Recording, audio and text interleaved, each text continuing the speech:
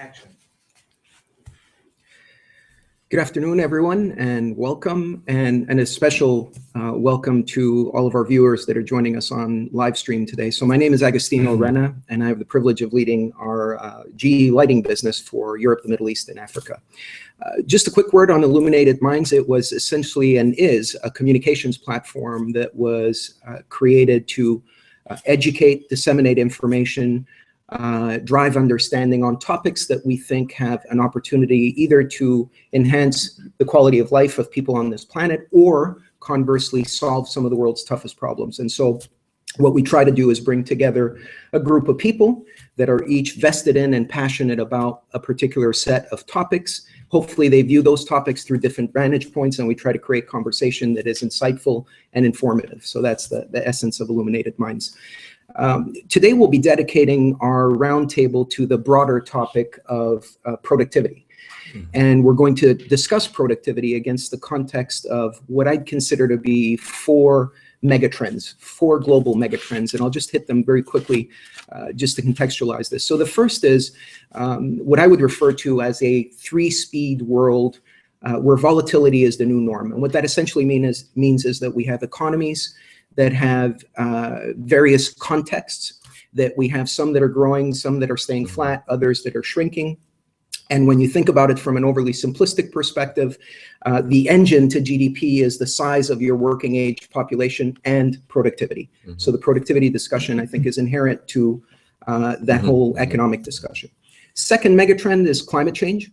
And we've discussed it on Illuminated Minds several times, but I think this one comes down to more people on the planet wanting to do more things.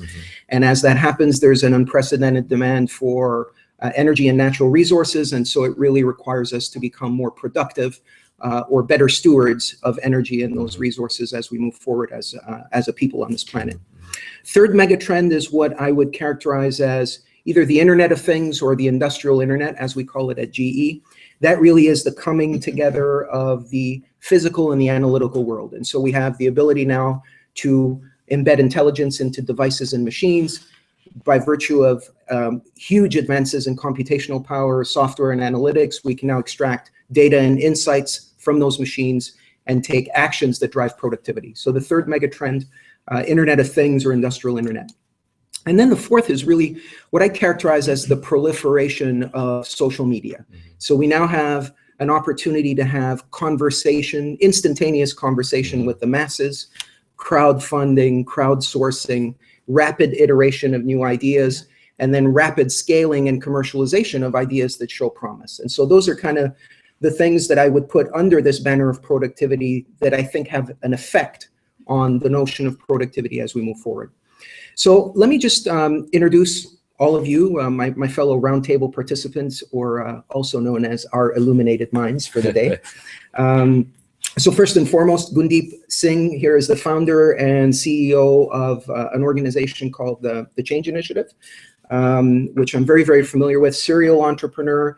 And Gundeep, I think for sure the thing I've learned from you is that you fundamentally believe that there is a path to being able to solve some of the world's biggest problems through commercial methods. So you don't have to decouple this notion of commercial and societal problems, and that those can walk hand in hand.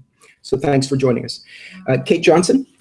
Kate is Vice President, Chief Commercial Officer for Enterprise Solutions at GE. And Kate has basically overarching responsibility for both sales and marketing within the General Electric company, but more specifically has responsibility for commercializing many of GE's new industrial internet-based services and software services within the company. Next is Clay Nestler. So Clay is Vice President, Global Energy and Sustainability for Johnson Controls, which essentially means you have global responsibility for setting strategy, policy, and managing innovation activity pointed at energy and sustainability within Johnson Controls. And I also know you're a very avid speaker on the topic of energy and climate change and sustainability. So thanks for joining us. Serge de Geldere. Serge is the founder and CEO of Futureproofed. Futureproofed is a consultancy which, the best way I would articulate it is, that helps companies and public sector institutions operationalize this notion of sustainability, I think is the best way to describe it. And last but certainly not least, John O'Brien, Vice President, Media Strategy for Outcast Agency, a communications and public relations firm that focuses on helping both market leaders and disruptors create communications platforms and public relations platforms for the launch of new products and what have you. So definitely a very interesting group of speakers. Thank you for joining us. At this point, Kate, maybe I'll just turn over the floor to you to make some opening remarks about anything that you would have heard me say. So it's all fair game. Well, first of all, thanks for including me in the group. It's great to be here. And I think that all of these topics are incredibly exciting to me, particularly in my job at GE and as just a human today. Driving productivity through the use of digital analytics is just going to change our world as we know it. And it's real, it's here. So we've heard a lot of talk about the industrial internet. We've heard about how digital meeting physical is going to drive new value, and everybody is kind of wondering how and why. I mean, we're seeing this already. On the production side, an oil company can get more out of the ground with its existing assets through the use of software. And, on the consumption side, we've seen airlines using less fuel to go further using software, right, and analyzing their operations. So it's no longer a dream, on the horizon. It's happening right now, but it's not necessarily happening at scale. So if we look back 10, 15 years and we start to do our homework, with the history books, we realize that when 1 billion people came online in the consumer internet, an awful lot changed, right? And there were some winners and there's some losers. So you think about, what Netflix did to Blockbuster or what Amazon did to Borders Books. We're talking about, life or death, in commerce here. And I think this time with the industrial internet, it's going to go faster. And I think there are going to be winners and losers. And I think it's going to be about the formula for success and trying to figure out what that is in your own market. And, I think companies today are playing with different business models to figure that out as we speak. Yeah, absolutely. Great. So great positioning. Let me stay a little bit on the topic of productivity. So Gundeep, we talk a lot about this in today's environment. And historically, I guess the definition of productivity has been doing more with less, right? It's kind of the classical definition. But given some of the challenges that we have in the world today, some of the problems we're trying to solve, is this really about doing more with less, or is it about fundamentally doing different? What do you think?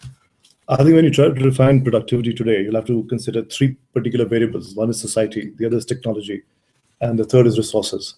Now, defining society is in context of the economy. I think it's at the congruence of where societal progress meets the economy is where the first aspect of productivity comes into play. The second aspect is talking about technology.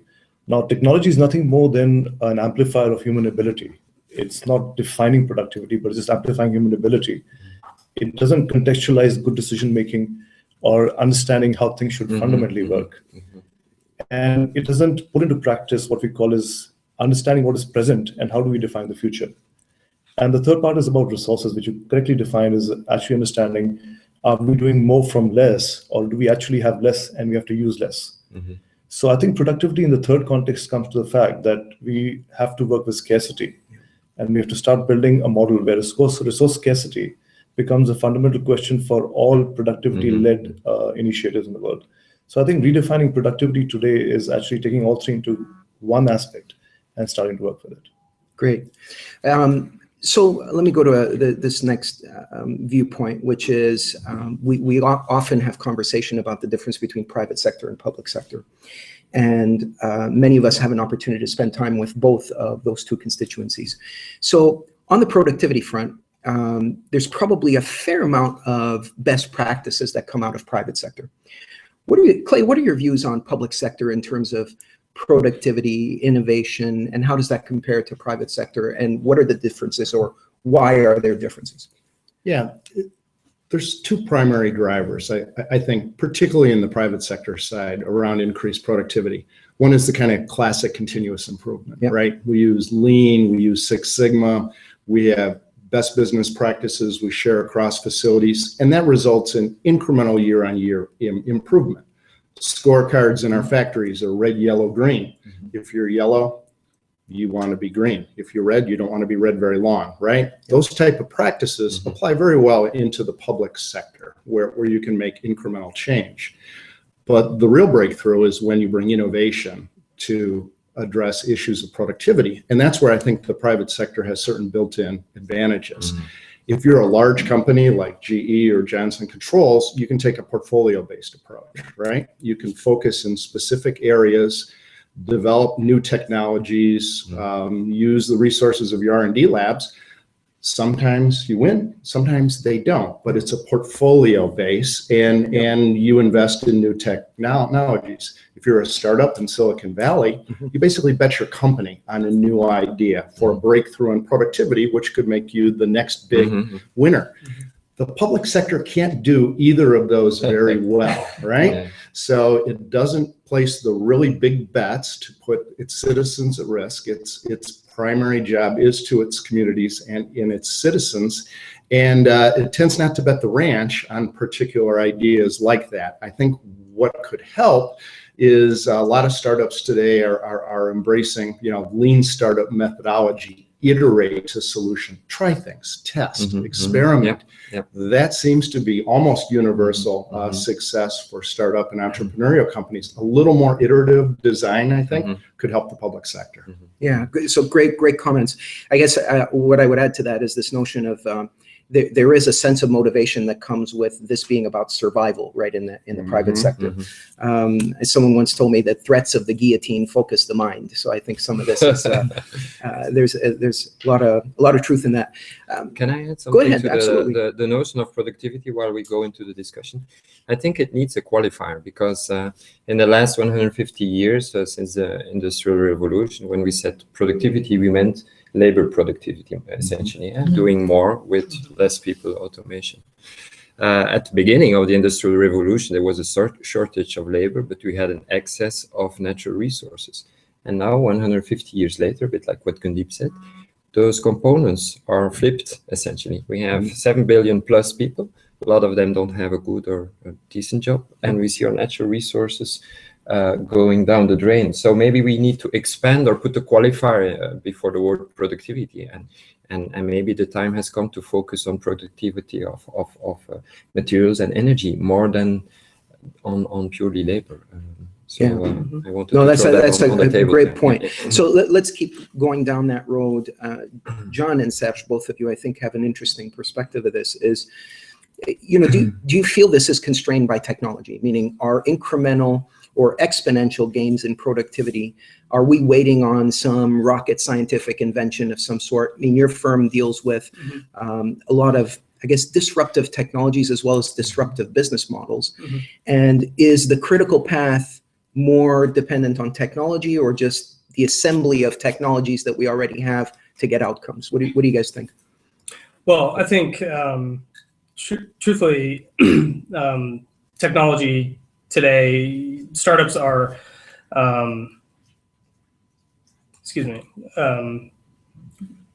this great line that I read recently that said, Uber is the world's largest taxi company and it owns no vehicles. Alibaba is the world's largest retailer and it owns no inventory. And Airbnb is the world's largest accommodation engine. There's no real estate. And it owns no real estate. And so, what you're seeing is these hardcore services that are so lean because they don't have the overhead that they can, try new things. They can throw new business models to the wall and see what sticks. And so I think, they have a definite advantage coming into the market.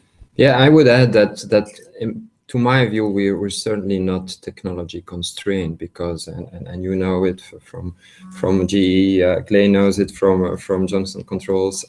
There's so many examples in which we can increase it a tenfold or maybe a factor 100, even the productivity of production processes, of performances of buildings, of cars, with the things we can do today. But it's maybe more restricted by notions of total cost of ownership or accountancy obstacles or perception aspects rather than just having access to the solution. So in order to scale up and speed up the evolution that Kate talked about. I don't think we need to have some Deus ex machina technology coming from outer space. It's just resolving the obstacles and the perception and the financing hurdles. I think that's absolutely key. I think perception is everything. I think humans are the biggest obstacle to 90% of the disruption that could be enabled by technology.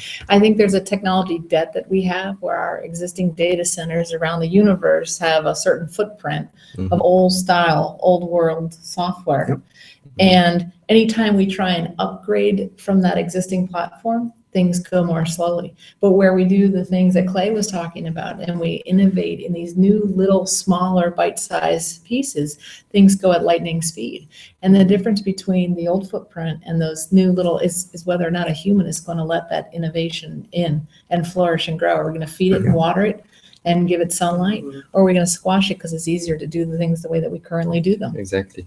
So inertia, it sounds like, is part of the problem, right? Exactly. Inertia driven by, human behavior of being comfortable or not. Yeah. And I think also a whole system view of the thing, instead of focusing on very small components where we try to squeeze out an extra couple of % here and there. If we step back and we look at the whole component, not just the window, but the window and the lighting and the building, not just the engine, but the car and the lightness, etc., then you have real leverage to improve this productivity. In fact, that's a great point. One of the things that I think came up in one of the previous Illuminated Minds was we were talking about smart cities or intelligent cities.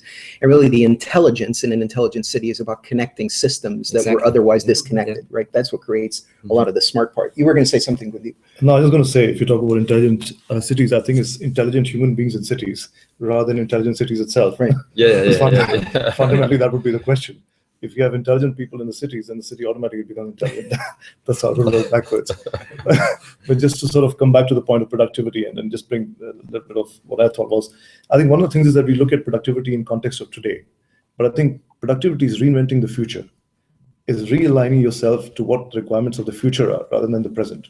And I think that's why technology is a key component of productivity for the future. And how you amplify the technology into the future is what the answer is fundamentally in my judgment. Great.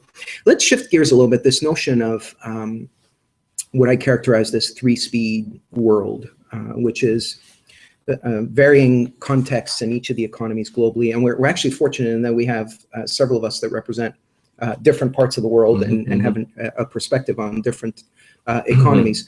But, I remember being in Europe in 2007, 2008, when the economic crisis hit and we said, it'll pass, just bear down. Yeah. And it just seems like volatility has become the new norm, that economic sort of turmoil has become the new norm. What do you guys make of that? Do you think it's here to stay?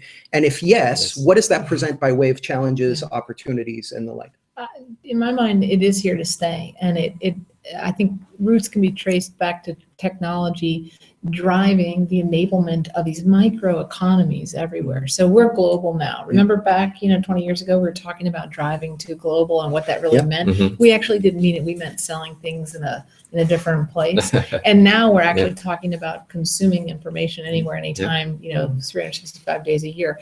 Technology continues to disrupt and create these little opportunities, but it also can shut them down very quickly. And I think as long as you have that dynamic, you're going to have a certain amount of volatility baked in, no matter what the geopolitical landscape looks like, or no matter what commerce actually looks like, you're going to have this constantly changing environment.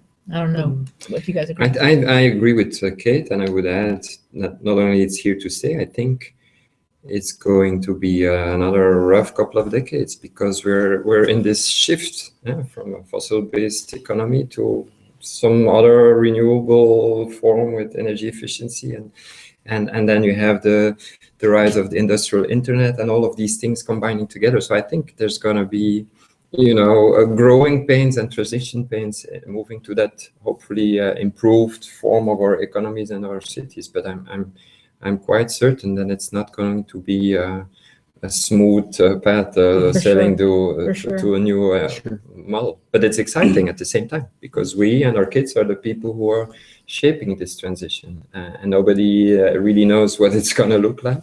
But we're here, and these are our choices that effectively define what the future will be. Yeah, and I think history would show that with great adversity comes innovative spirit, fighting spirit, and so I think that it presents both opportunity and challenge. My view personally is that the opportunity part is in the creativity that people will bring to some of these challenges that we have globally. And then some of the obstacles will be people having to reinvent themselves, give up things that they may have been used to in the past. And we see a lot of that in Europe. You know, the word austerity has become kind of the norm in every single news broadcast that we listen to. Go ahead, John. I was going to say, you know, I think data can actually help a little bit in terms of our economic indicators. You know, every few months, the U.S. comes out with the jobs report or the inflation report, and it rocks the market one way or the other. But, you know, for the U.S. Bureau of Labor Statistics, they use about 50,000 data points to compile their index inflation report. And about 3 blocks away from Outcast is a client of ours called Premise, with 12 people who are gathering 250,000 data points every single day, have that in real time. And so if you have that transparency at a global scale, I think, you know, it would calm the waters a little bit. And you would have a better indication of where things are going. That's a great point. That's a great point.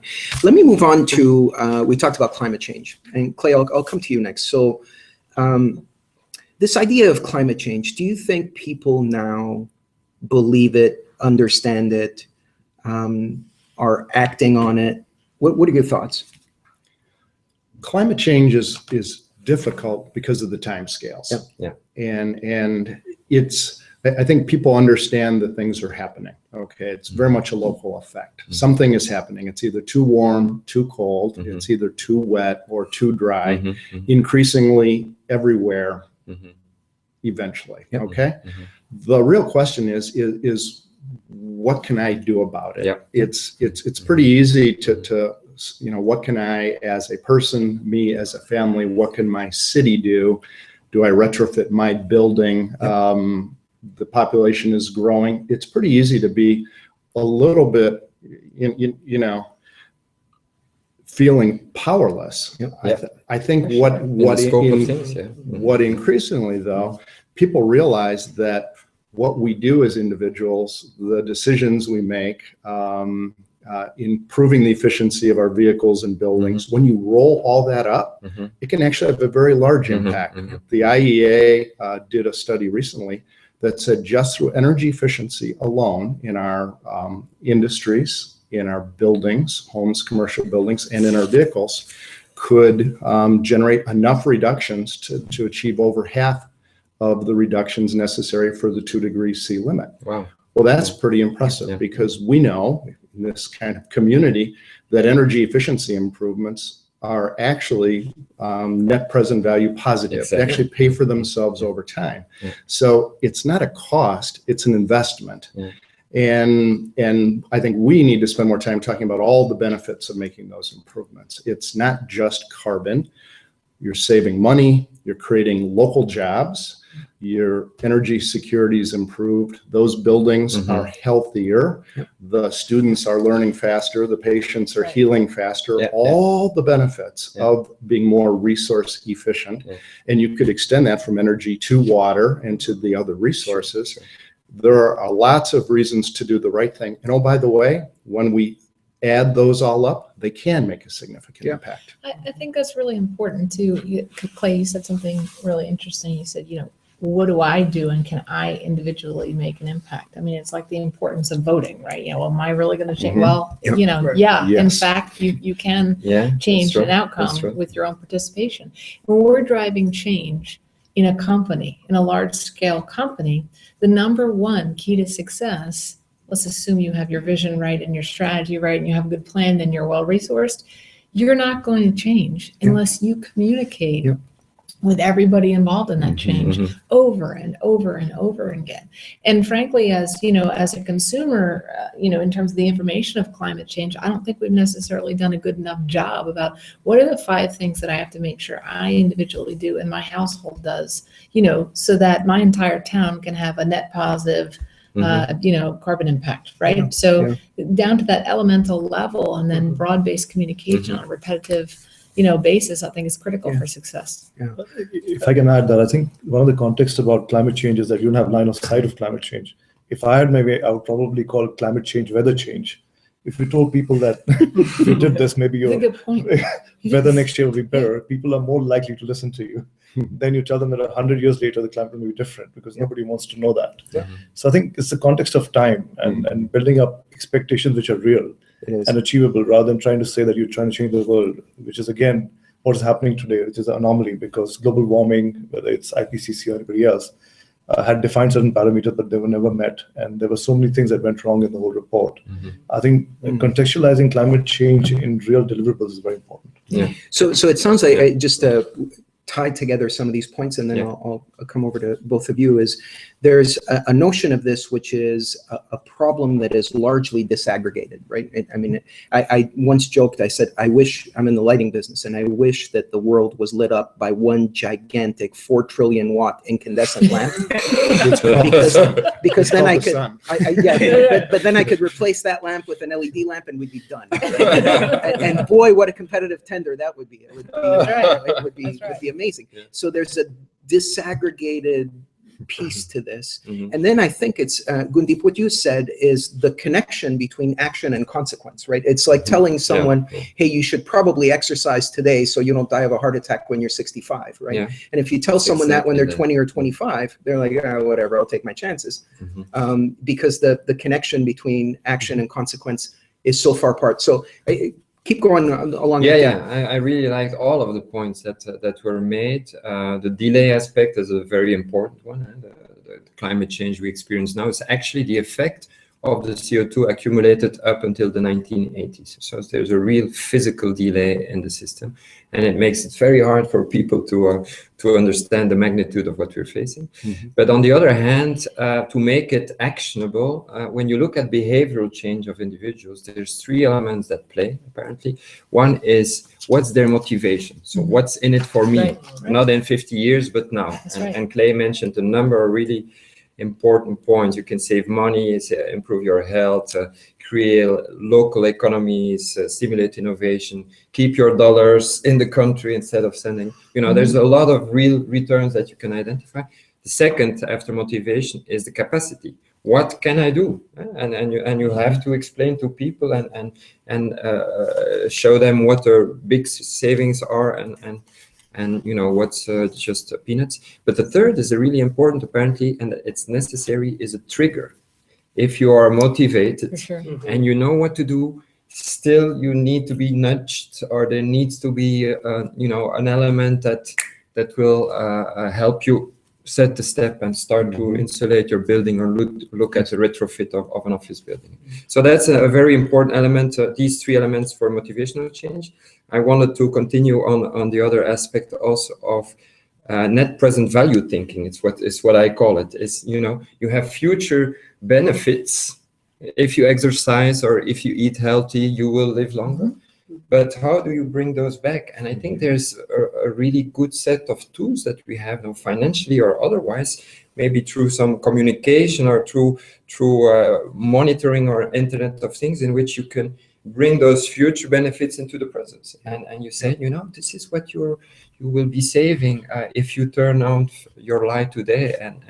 And these elements are all there for us to to change the way how people and companies and cities look at these obstacles. John, I guess a question for you is this whole notion of communication. My personal view, and I don't know if all of you agree, is that we spend a lot of time talking about the why of climate change, meaning why we should save energy, why we should do. I think we're at the point now where people are thirsty for the how, right? Meaning, how practically do I do this?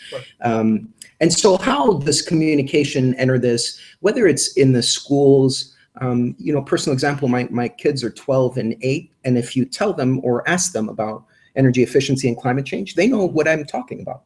I certainly didn't know that when I was 8 years old or 9 years older. So it seems like it's getting to the levels where it matters, but are we practical and pragmatic enough in our communication and in our education so people actually know what to do? Yeah, I think right now it's too general, and I'll go back Yeah. to data and quantification, which is what you were getting at. If you are able to bring a tool into someone's house that shows them every day how much water they're using or how much electricity they're using, then they're going to be more conscious of that, and then they're going to be more primed to receive the message that, you know, this level of conservation. You know, if you try to reduce your water by 25%, your household bills will go down to this, but you're also, if everyone in your city does this, it will have this type of impact. And it's just that huge data layer of quantification that is missing and really needed in order for people to actually hear the message. Actually, I have an example of that. It's like a Belgian company that does exactly that. They measure water and solar generation now, but they just came out with an itemized bill. So the device recognizes your air conditioning, your fridge, etc., and already extrapolates what it costs you on a year basis based on your consumption pattern. So people, instead of having, like in Belgium, we have a correction once a year, and you see how much you consumed in turn. Yeah. But it's not actionable at that moment. You know, it's behind you. But now they give you like an insight into the future. And a key thing is they do it in a way that you like to consume information. So if it was Exactly. a link Yeah. on a computer somewhere and you had to go into your study and go find that information when you remembered to do it, you wouldn't. Yeah. But if they put it right Exactly. here on Exactly. that device and Yeah. you can consume it all the time, Yeah. then it's interesting. Yeah. Okay, good. So let me go ahead. Just go one ahead. thing. I want to Of go course. back to a question which you asked last year, and I still haven't found an answer. Thought maybe a year So you'll later. give it another go a year later? Wow. Now, careful. I want to set this up properly. I want to set this up properly because he's had a year to think about this. Yeah, I know. I'm a little So what concerned. comes next is undoubtedly going to be brilliant. Go ahead. No pressure. I wish it was. I'm just asking the question because it's a biblical question: CapEx or OpEx? We've had these discussions a long time. You know. Yes, right. it's true. The fundamental question is: do we invest into the future, or do we actually deal with the present? What is your view, Augustine? Because I would rather ask you on this because we had this debate last year. And where do you see we heading this way? You had a year to think about it. You had a year to think Oh my about it. gosh, I didn't realize he was going to ask me. I'm not sure that's against the rules, but I'll take a swing. I think, at least based on the vantage point that I have in the business that I'm involved with, that this notion of traditional, I need to find CapEx to be able to go through my capital appropriation request, get money, make an investment, is still way too prevalent within the customer base that we serve. And I do think that there is an opportunity through some commercial business models that allow for these customers to figure out how they shift some of this over to OpEx so that the discussion becomes more about cash flow and less traditional sort of simple payback and rate of return and what have you. Because the reality is, you know, the punchline to the story for me is around a lot of these energy efficiency programs, that money will leave your pocket. Right? That's the thing customers need to understand. It'll leave your pocket. You will either give it to the utility company or you'll give a little less to the utility company and a little bit to me, and I'll make your building or your city better. Yeah, exactly. And when you put it in those terms, people are like, wait, hang on a second. Then I'd be silly to keep paying the utility company. But I think from a behavior perspective, it's all about choice. So if you're able to provide choice to the person who's actually has to spend it, and hey, we've got a CapEx flavor and an OpEx flavor, then they feel like they're in control. The question is, as a vendor, supplier of these models, how can I protect my own business? Because we see all these software companies who had this enormous license base with an annuity of support streams following it, and the whole wave to software as a service, you know, brought down on a subscription basis where it's all OpEx.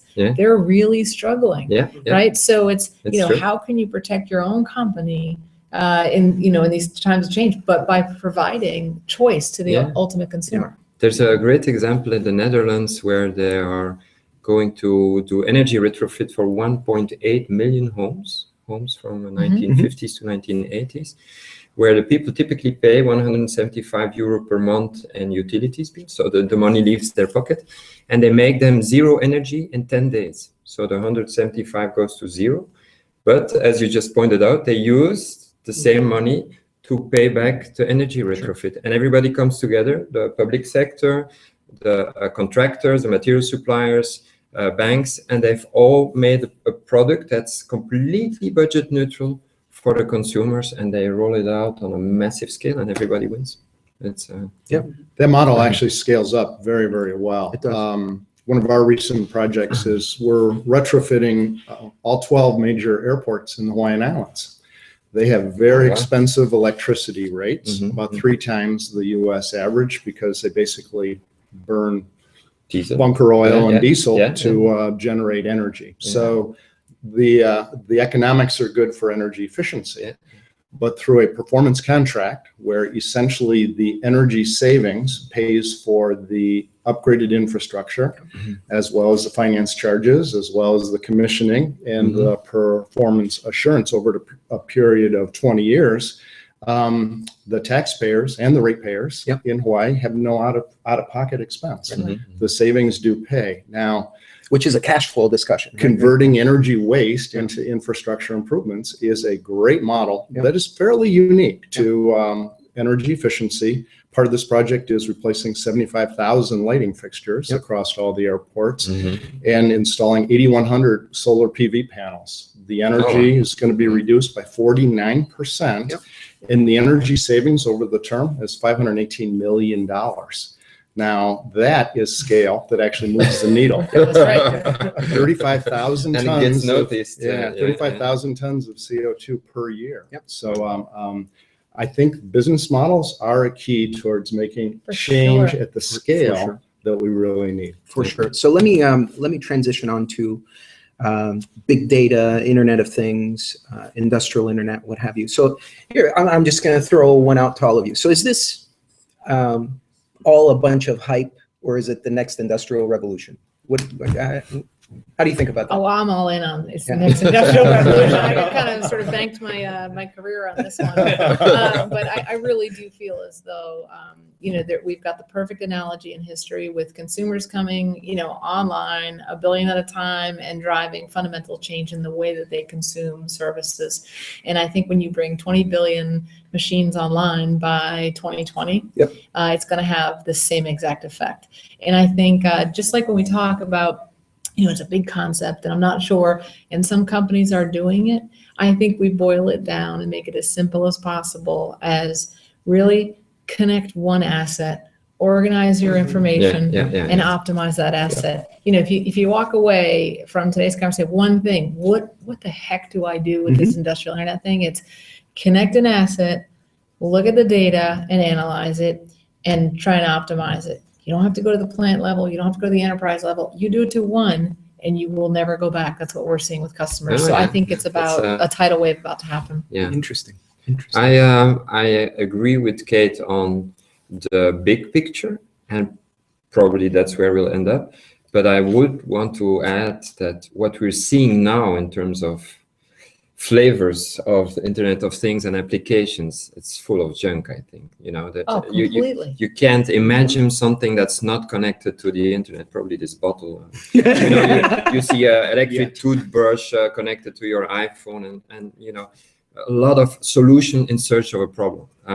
When we go back to the fundamental question, what problem are we solving for which customer? What's the outcome we're driving? That's right. And how can we enhance that with data, with sensors, with analytics, with predictive maintenance, all of these things? Then I if you want to come work with us at GE, we can. You're absolutely right. It's all about the business outcome you're trying to drive, right? Yeah. Now, intelligence is as intelligence does, and I think you don't measure a person's intelligence by weighing their brain. And I think we have to be careful to measure a building or city's intelligence by counting the number of IP addresses. For sure. Well said. And, well said. Gundeep said something really interesting in his first volley, that technology amplifies human ability. Great example. One of our university customers in the United States has a large campus. They have 2 identical dormitories on different sides of a river, and they have the exact same automation technology, the latest and greatest automation technology. And some students started looking at energy use, and this dormitory used 20% less energy than this dormitory. The exact same technology, same software, same everything. They couldn't figure out why. So they switched operators. The one operator who used to manage this building, they switched. And over a course of about 3 months, now this one used 20% less energy. So enabling technologies Yeah. are really critical, Mhm, but mhm. it's what you do with those technologies. Mhm. The prettiest dashboard in the world isn't going to save any energy, Mhm. water, or resources if no one looks at it and no one moves a wrench, right? That's If a just so wrench true. doesn't turn, nothing really actually gets In saved. fact, I wrote this statement that he made down in it because I think it's a tweetable, beautiful. He said, "Technology is the amplifier of human ability," and that's Right. exactly what you just said. Right? That's right. We have a very famous in our own little world story of a customer who just a couple of months ago, we were using some predictive analytics and saw a vibration in a part. We called, it was on an oil rig, and said, it's gonna fail. Mhm. And the operator said, no, it's okay. It's not a good time. And I said, well, it's never a good time, right? But Mhm. 3 times we had to call that customer in order to get them to understand that the part was going to fail. Mm. Well, there was a great outcome, unfortunately, where the customer finally recognized it and switched it out and saved, X million dollars Yep. of Mhm, productivity. But the interesting part of the story is it boiled down to one human being Mhm, making a mhm, call about mhm, how he or she was mhm. going to change Mhm. their work activities for that given day. Mhm. Right. So the technology was smart enough to Mhm. say that there's something wrong, but you have to be willing to then change everything else around it in order to take advantage of it for Yeah. sure. Now there's an interesting evolution, and you probably know more about this than I do, in which we see the machine learning aspect being added That's right. to the component, to the equation, in which exactly the human is now being replaced by Being coached. well, I don't know. You look at physicians and radiologists and lawyers, and probably my job. There's no reason with what we see now and we see in the TED Talks, etc., to imagine that there might not be many jobs that will be replaced by machine learning algorithms. So it goes a bit against the sound judgment of humans in there, but. The jury is out there, I think. I think there are two very discrete schools of thought, right? Okay. There's the one that says what you said, which is that these technologies become extensions of human capability and enablers to things that humans wouldn't otherwise be able to do as effectively as with the machines. The other is, at what point does artificial intelligence get to the point where it's as smart as a human? And I have no opinion on that, so I'm not even going to go there. John, let me ask you a question, because something that Serge said struck a chord with me. You see a lot of product launches and companies that invent things, launch them, big PR blitz, and what have you. How many of these things are really have use cases, meaning that they solve real problems or really enhance like quality of life, etc., versus things that are just cool because they connect to the internet? Yeah. Well, not many. I mean, I think Silicon Valley is pretty much known for this point, that you could have $1 billion company that doesn't even have a business model. Yeah. I think there's some very legitimate Internet of Things companies out there, Nest being one, which is great. But I think the bigger point on the industrial internet is that connecting machines into operations is not just about generating data for further insight. It actually makes data a platform in which to improve upon. So you have all this data and you can build applications from the top down that solve very specific problems. And I know GE is doing this, where they're co-building applications with customers. And when you're talking about the level of customers in the industry that we're talking about, this is billions and billions of dollars. And so just a 1% improvement based on some new application built from the top down could save millions and millions of dollars every year. If I just add to that, is that we talk about industrial internet and we sort of focus on machines, but I think we should probably look at a slightly broader approach. Say environmental internet. What we're trying to do in small town Dubai is we actually went to a supermarket, and with every light fixture we've installed a presence sensor. So we now know all the customers where they are. We have heat maps of the entire supermarket, and we can tell the supermarket where the customers are moving and all that. And not only that, we can also combine it with other sensors and maybe reduce things like insurance, because now all the sensors could also become smoke detectors or something else. To my point, I think fundamentally machines are one part of the story. The real part of the story is the full environment. Can we really impact the entire environment? And in my humble judgment, I think lighting today is probably in the best place, because we have a lighting point everywhere in the world. If you could make lighting intelligent, if you could make lighting interface with the environment, whether it's technology, whether it's machine, whether it's humans, I think you could bring in a much higher level, not only data that comes in together, but also bringing the Internet of Things together in a much more practical way. So let's keep going down that road.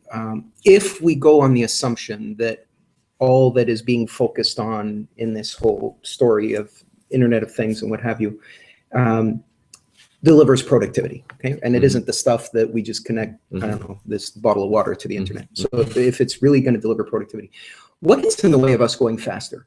Are there ethical considerations? Are there regulatory frameworks that are required? The story that you just told about a consumer walking around the store, where that store or shop owner has an ability to understand where you stopped, why you stopped, what products you were looking at. How do all of you think about that? How do you reconcile that? Are regulations required? What are the barriers that get in the way of us going faster? One is, I think, business case. And Kate brought up this great story of an offshore rig and analytics detecting something wrong. Well, what's the value of an avoided failure?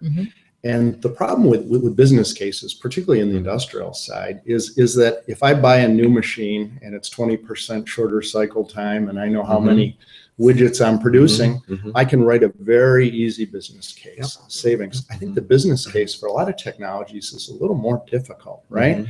Having that information and the analysis and assuming an operator actually looks at it and makes a decision, those are all avoided bad things, as opposed to throughput and quality improvements and things like that. I do think we are a bit challenged to translate the benefits of this, which are essentially not very predictable. That's right. There's faith, and how do you translate that so that the CFO can weigh that versus all the other capital investments they want to make? I think the concept, what you're describing, we call it unified operations. So unifying all of the little silos, where the rig example that I gave you is interesting, but if you could connect the information of the price of, of what's coming out of the ground downstream, and how more now would be great as opposed to the maintenance window that you're going to have to incur next month, all of a sudden the operator might make a different decision, right? Or might not, but you would assume that they're always acting, in best interest of the shareholders, which I think are a huge impediment to the pace of change, because they want their 90-day earnings delivered, without fail. And, in the private sector especially, there's this huge preponderance of figuring out, whether or not you're going to deliver the results to those shareholders, whether it be quarterly or annually, rather than making a great innovation choice and changing a business model mid-flight. Yeah, great. Well, the Unilever CEO, didn't he get rid of the quarterly report so there's changes to that model as well. Yeah, that's true.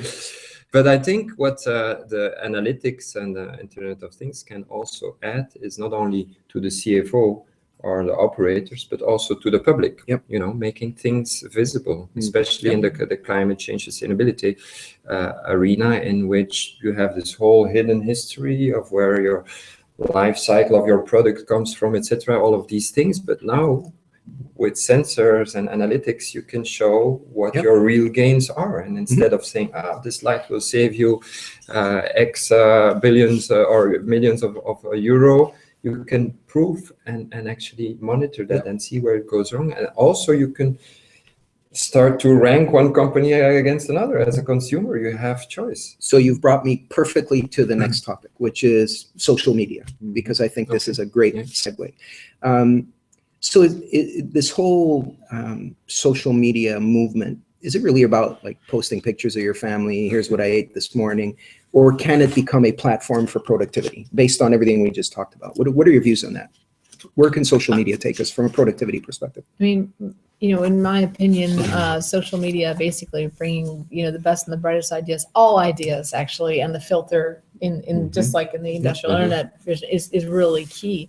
But it drives the pace of innovation. We learned that back in 2000 with the advent of open source and how the Linux operating system model changed everything and commoditized stacks of hardware. Nobody saw that or expected it. And I think once you get more people putting their ideas in a place, as long as you have that clearinghouse, that adjudication mechanism, I think things just go faster and they go in a better direction. What does that do for traditional views of intellectual property and intellectual property protection, et cetera? What are your views on that? That's a bit of a provocative topic. You know, I think there's probably more schools of thought on that as well, because when you look at what Tesla did, they're 5 years ahead of any competitor with respect to electric cars. And last year, Elon Musk just said it's all out there, just because he wants to increase the scale and the speed of this transition to sustainable mobility. So this is one guy who's way ahead and, you know, throws it out there. On the other hand, there's still a lot of, you know, legal battles about intellectual property every day, everywhere, I think, in all sectors. So I'm not sure. I think it's one of the gating factors, right? It is. The interpretation of IP and the legal structure that supports it, depending on what market you are in and what geography you're in, it complicates it and unfortunately slows things down for sure. Yeah, you know, we speak in terms of these ecosystems of collaboration, right? And so who controls what, who owns what, who benefits from what? I think there's a whole sort of area of discussion really that is pointed at the delineation, areas of responsibility, liabilities, et cetera, as this whole movement moves forward. I don't know if you have any thoughts on that, but it's certainly, I think, a part of this whole social media discussion that is very, very complicated, meaning how do you leverage it to drive innovation, to source ideas, to iterate ideas rapidly, and then to commercialize them and scale them. But how do you make sure that there are boundaries and controls, right? Yeah, I think there are two parts to it. First of all, the social media structure that we have today is a peer-to-peer network. It's people to people. It's not company to company. It is not a sort of a corporate structure at the back end of it. Corporates have just joined it as an additional feature rather than the feature. I think, first of all, we have to sort of bring two things together. One is to understand, can we create a real social space for companies? Where companies can interact and build something around that. It's not available today. There's nothing like that. And secondly, where we are today is basically an information sharing platform.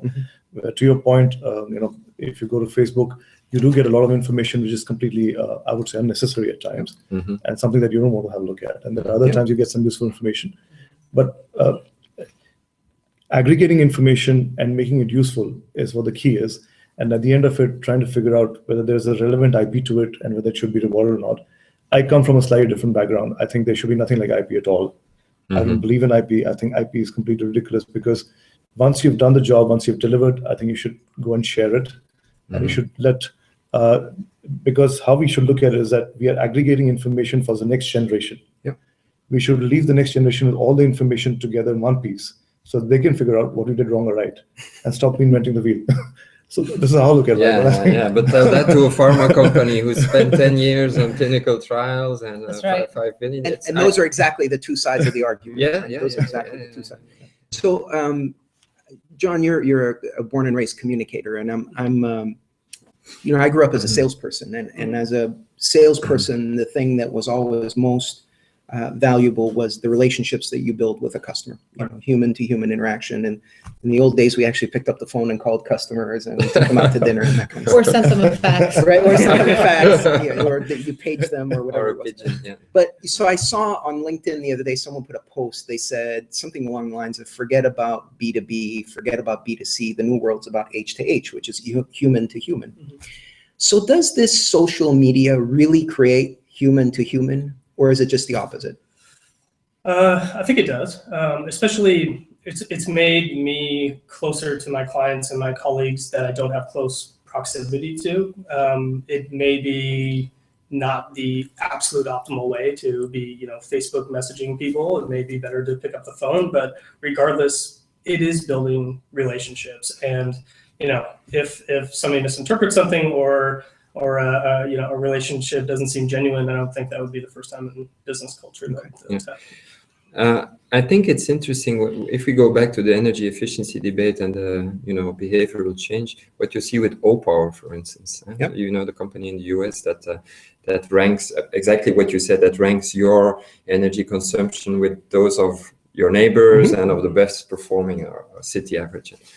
This company came about after a series of behavioral change tests where the incentives were either you're going to save the planet, you're going to save $50 per month, or you're performing better than your neighbor. Yep. And we saw that this third trigger really the competitive aspect yes, of it. exactly. Yes. Where tribes of people recognize Yeah. each other. And so I think this is something completely new, that now we have access to Exactly right. tribes of people with the same interests, and we can see and share information. That's Great. So let me do the wrap-up question here, because we're almost out of time. I want to be respectful of all the viewers that have signed in here. So your response, I would like for it to be in the form of a tweetable sort of, which essentially means short. Okay. So the next 20 years, what do you think? We talked about all these mega trends. What do you think we will be remembered for in the next 20 years? What's kind of the one thing that will stick out when people analyze, 2015 to 2035, if that's the right math? What do you think we're remembered for? And this is going to be in 140 letters or so. Yes. You're already out of time. Why did I come last? Okay. Who wants to take a swing? Sorry, I picked on you, but anyone volunteer? Well, it's not going to be 140 characters. I'm sorry, but I think what we're seeing, so the industrial revolution that we're living now is actually two components. One is the fact that, according to me, that we're connecting machines and humans at an unprecedented scale than before, industrial internet and social networks. And at the same time, we're focusing from an economy that's been fossil-based for 150 years to a new renewables-based model. And those elements coming together may well provide, what is needed for this tipping point to move to a low-carbon economy and to provide us with escape velocity, So connection between humans and machines with the overlay of low-carbon economy and the magic that creates. Yes, those are the ingredients for me too. Got it. It's, if I were to tweet it, it would be get connected, get organized, and get optimized. And it's, I think to my peers' points about filtering out the noise and not connecting your water glass, but your critical assets. I think 20 years from now, we're going to realize that success is all about the connection and the analysis and the deployment of new value to optimize how we work. Excellent. Clay? I'm going to cheat. I'm going to retweet Kate's. All right? That takes very few characters. Well done. And then I'm going to add one more. A picture? I think social media, yes, it is human to human, but it's also about communities. Yep.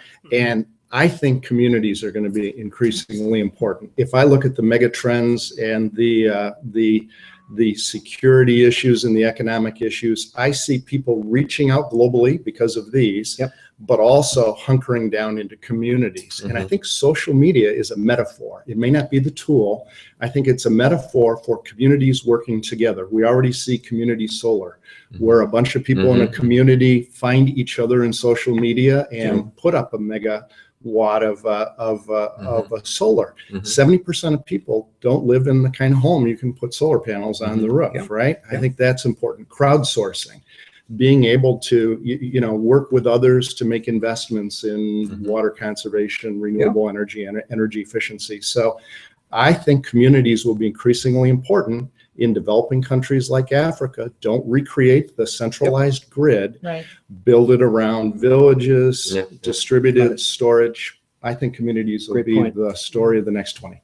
Thanks, Clay. John? Yeah, I would say the last 20 years were about bringing the outside world in, Yep. and now the next 20 years are going to be about bringing the internet to the outside world. And instead of that sounding really chaotic, I think the technology is going to disappear a little bit. So the airplane engine is going to communicate with the airline that it's going to be 30 minutes late, which automatically sends you a text message, which automatically, books your Uber 30 minutes later, and you haven't done a thing. Excellent. Kundeep? I'd like to say something slightly different. I'd say today we in a world of cosmetic sustainability. And I think what we're going to head for is intelligent change. So cosmetic sustainability to intelligent change by connecting the dots. And I think the dots could be anything. It could be technology dots. It could be communication dots. It could be anything. I think that's how it's going to work. Fantastic. So I'm going to wrap up and say, we had a great conversation on productivity as a general theme. I think we did a really interesting deep dive on those 4 trends that we talked about, right? Sort of different contextual environments within the world economies, climate change, Internet of Things, industrial internet, and then the proliferation of social media and how all of that potentially becomes this gigantic enabler to productivity, and productivity which I think is significantly required given where the planet is going, more people wanting to do more things. And so I thank you all for your time, and to our listeners and viewers, thank you for joining us, and look forward to the next edition of Illuminated Minds Roundtable. Thank you very much. Thanks. Thank you. Thank you. Thanks.